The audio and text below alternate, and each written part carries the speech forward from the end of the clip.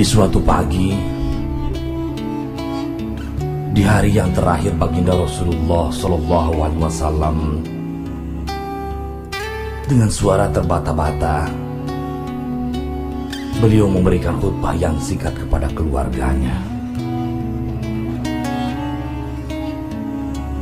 Wahai umatku,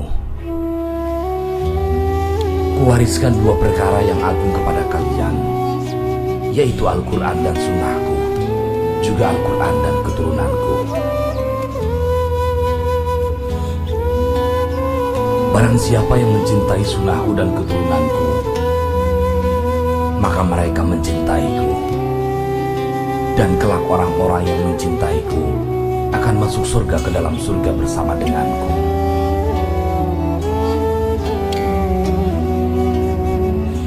Khutbah singkat ini diakhiri dengan Rasulullah SAW memandang dengan pandangan yang tenang terhadap mata sahabat-sahabatnya.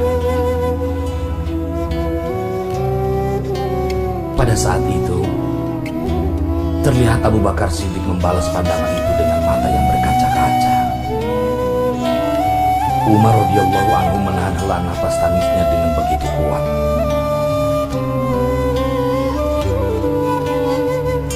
Utsman radhiyallahu anhu menghela nafas panjang-panjangnya. Melihat Rasulullah SAW, Ali radhiyallahu anhu pun menundukkan kepala sedalam-dalamnya. Isyarat bahwa waktu itu telah datang. Saat perpisahan sudah tiba dengan Rasulullah SAW. Rasulullah akan meninggalkan kita. Manusia termulai itu sudah habis selesai tugasnya di dunia.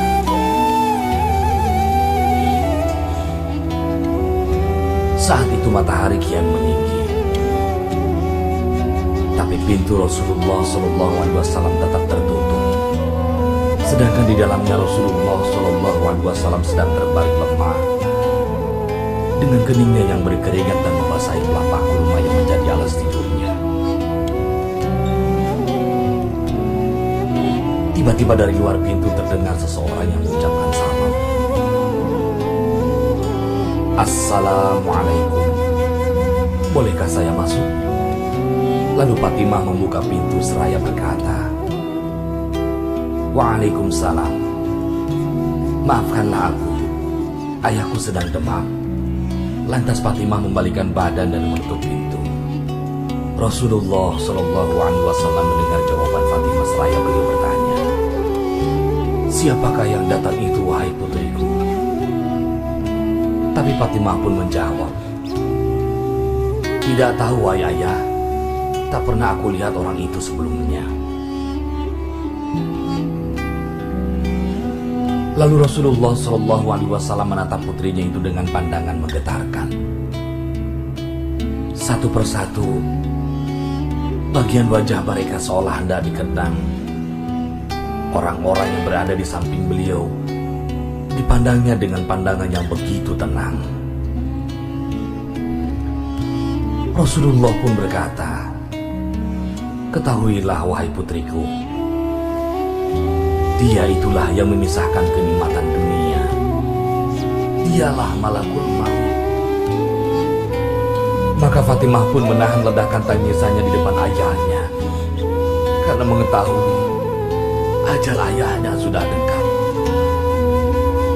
Lalu malaikat Israel dan Jibril datang menghampiri Rasulullah SAW. Akan tetapi Jibril tidak mau mendekat kepada Rasulullah. Jibril hanya menunggu di langit pertama. Lantas Rasulullah bertanya, wahai Jibril, jelaskan apa aku di hadapan Allah Subhanahu wa Ta'ala. Rasul berkata dengan penuh kelemahan. Lantas malaikat Jibril pun berkata, ya Rasulullah, pintu-pintu langit telah terbuka. Para malaikat telah menanti kedatanganmu. Semua pintu surga telah terbuka menanti kedatanganmu, wahai kekasihku. Kata-kata Jibril tidak membuat Rasulullah SAW tenang. Maka Rasulullah pun masih penuh dengan kecemasan. Kemudian Jibril berkata, apakah engkau tidak senang mendengar kabar ini ya Rasulullah? Kemudian Rasul pun berkata, kabarkan kepadaku bagaimana nasib umatku kelak wahai Jibril. Lalu Jibril menjawab, jangan khawatir ya Rasulullah. Aku telah mendengar Allah berfirman kepadaku, aku haramkan surga bagi siapa saja kecuali umat Muhammad telah berada di dalamnya. Detik-detik wafat Rasulullah SAW semakin mendekat, dan tibalah saatnya malaikat Israel menjalankan tugasnya. Perlahan-lahan roh Rasulullah SAW ditarik dari tubuhnya. Tampak seluruh tubuhnya Rasulullah bersimbah penuh.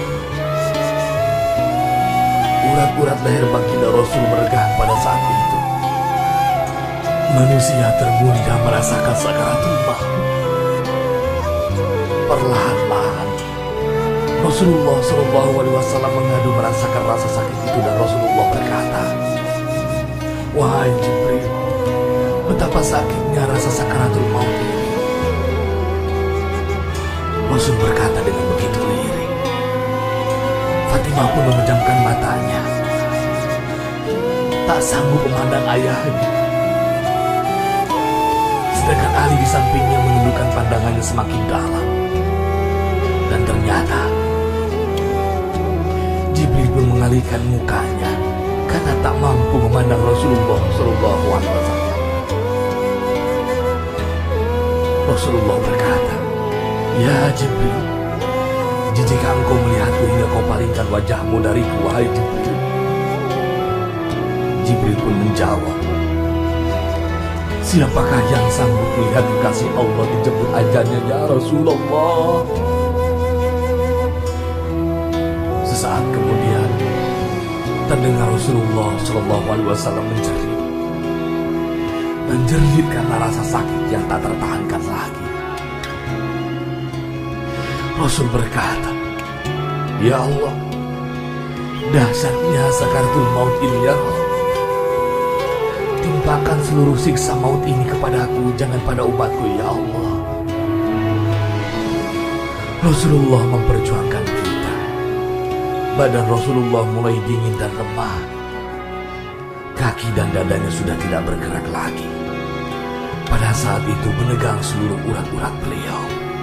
Bibirnya bergetar seperti ingin membisikkan sesuatu. Maka bergegaslah Ali radhiyallahu anhu mendekatkan telinganya kepada bibir Rasulullah. Beliau Rasulullah SAW membisikkan, usikum bisolah wa ma malakat aimanukum.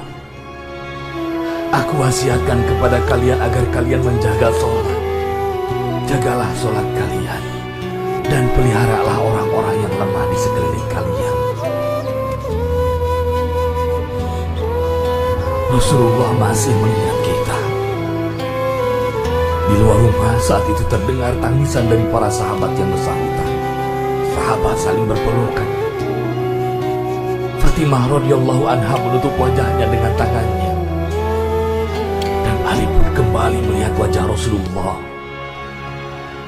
Lantas Rasulullah SAW pun berkata, ummati, ummati, ummati. Lantas Rasulullah SAW berkata, bagaimana keadaan umatku? Dalam kondisi sakaratul maut, Rasulullah masih mengingat kita sebagai umatnya. Lantas bagaimana kita sebagai umatnya?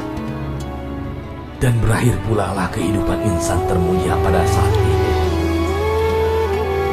Di saat lisannya masih mengingat kita, masih menyebut kita sebagai umatnya Rasul.